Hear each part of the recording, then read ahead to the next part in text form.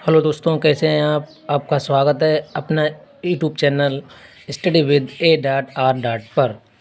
तो आप देख रहे होंगे कि वर्गमूल वाली संख्याओं का जोड़, घटाना, गुणा और भाग कैसे करते हैं। ये आप आज हमारा टॉपिक है, ठीक है। इसमें सीखेंगे बारी बारी से, ठीक है। तो चलिए, पहले टॉपिक क्या है, जोड़। तो जोड़ कैसे करते हैं ये देखिएगा, वर्गमूल वाली संख्याओं का है। ये लिखा हुआ √2 यानी वर्गमूल 2 प्लस वर्गमूल 2, इनको जोड़ेंगे तो क्या हो जाएगा, ठीक है। तो कैसे जोड़ते हैं, जैसे अब ये वर्गमूल 2 वर्गमूल जोड़ेंगे तो यहाँ पर कुछ नंबर नहीं है, इनको जोड़ना है, ठीक है। यहाँ पर कुछ नंबर बाहर नहीं है तो एक मान लेते हैं, एक होता है। कुछ बाहर नंबर नहीं तो एक होता है, ठीक है ना। जब कोई नंबर नहीं होता तो सबका मालिक एक होता है, ठीक है ना। जब तो आप मुझे कमेंट करके बताएंगे कि सबका मालिक एक, क्योंकि कोई संख्या नहीं होती है तो उसको क्या हम आपका मानते हैं, आगे एक एक मानते हैं, ठीक है। तो वर्गमूल इनको आपस में जोड़ेंगे। एक वर्गमूल मतलब ये वर्गमूल √2 है, ये वर्गमूल 2 है, ठीक है। इनको जोड़ेंगे तो क्या मेरा आंसर हो जाएगा, एक और एक 2 हो जाएगा। अब वर्गमूल में जो संख्या है वही हो जाएगा, ठीक है। आप जोड़ जब भी सकते हैं, वर्गमूल के अंदर सेम संख्या होना चाहिए, ठीक है। जब भी आप जोड़ भी सकते हैं और जब भी आप घटा भी सकते हैं, अन्यथा आप ना जोड़ सकते हैं नहीं घटा सकते हैं, ठीक है। वर्गमूल के अंदर सेम संख्या होना चाहिए। तो एक एक मैंने जोड़ दिया, 2 हो गया, ठीक है दोस्तों।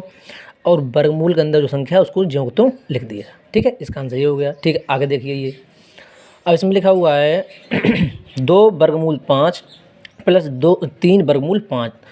तो बाहर वाली संख्या को जोड़ देते हैं, 2 और 3 5 हो गया, ठीक है। अब वर्गमूल के अंदर जो संख्या है ना उसको ज्यों को त्यों लिख देते हैं, ये मेरा इसका आंसर आ जाएगा, ठीक है। अगर दोस्तों जैसे हम एक आपसे सवाल पूछूं, जैसे हमने आपसे कहें कि बताइए वर्गमूल 3 प्लस वर्गमूल 5 को जोड़िए, इसका आंसर बताइए कितना होगा, ठीक है दोस्तों। मैंने आपको क्या बताया कि वर्गमूल के अंदर सेम संख्या होगी जब भी आप जोड़ सकते हैं, जब भी आप घटा सकते हैं, अन्यथा जोड़ नहीं घटा सकते, ठीक है।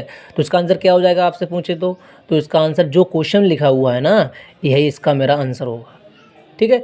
अगर यहीं पे माइनस होता तो भी यही सेम होता, ठीक है। चलो ठीक है, नेक्स्ट क्या है, अब घटाना सीखते हैं, ठीक है। तो क्या है ये, अब देखिएगा वर्गमूल अंदर सेम है ना, तो ये जोड़ा घटाया जा सकता है। तो घटा दीजिए, यहाँ पे जोड़ रहे थे घटा दीजिए।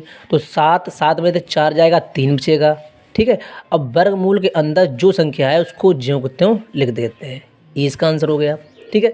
अब देखिएगा नेक्स्ट क्या है, √7 माइनस √7।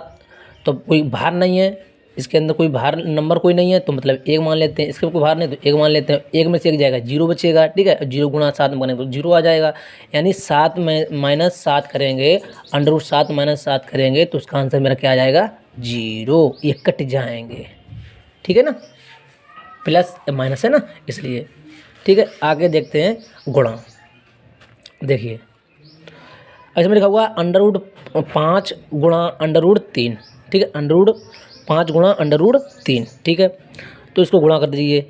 तो इस जब अलग अलग संख्याएं होती हैं वर्गमूल के अंदर तो गुणा करना किया जाता है, तो क्या करते हैं, वर्गमूल लगाइए, ठीक है। और जो संख्या है उनको आपस में क्या कर दीजिए, गुणा, ठीक है। तो इसका आंसर कितना आ जाएगा मेरा, 15।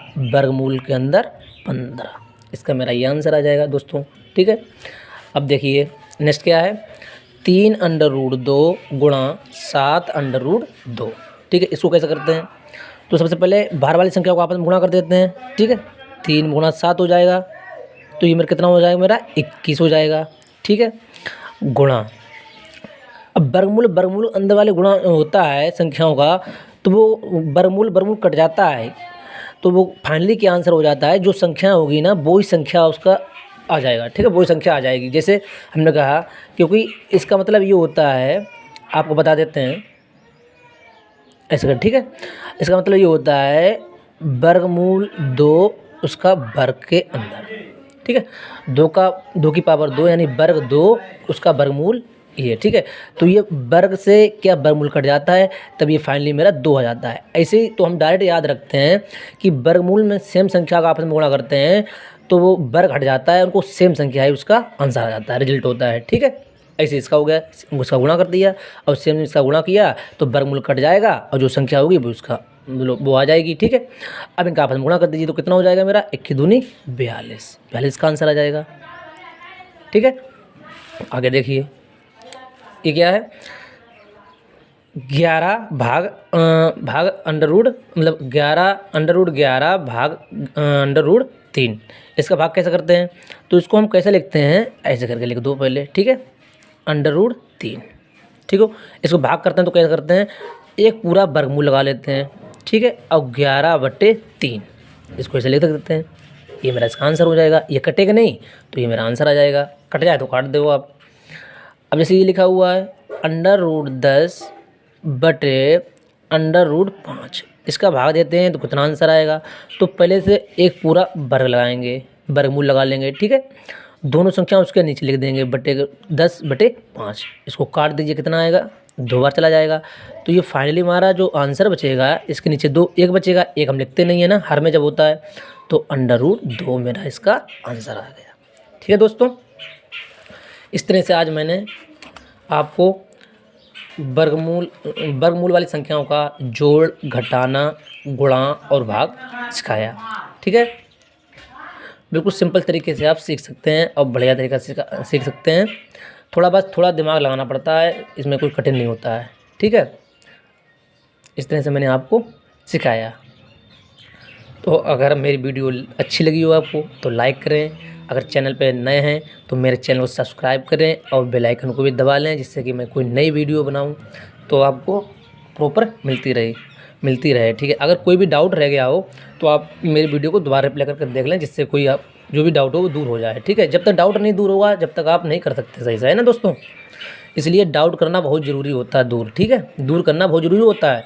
जब तक डाउट दूर नहीं होगा, जब तक आप नहीं हल कर सकते हैं कि ये क्या होता है, ये कैसे होगा, क्या होगा। ठीक है ना दोस्तों, इसलिए डाउट दूर करना बहुत ज़रूरी होता है। ठीक है, जब डाउट दूर हो जाएगा तो आप सिंपल से हल कर सकते हैं। ठीक है,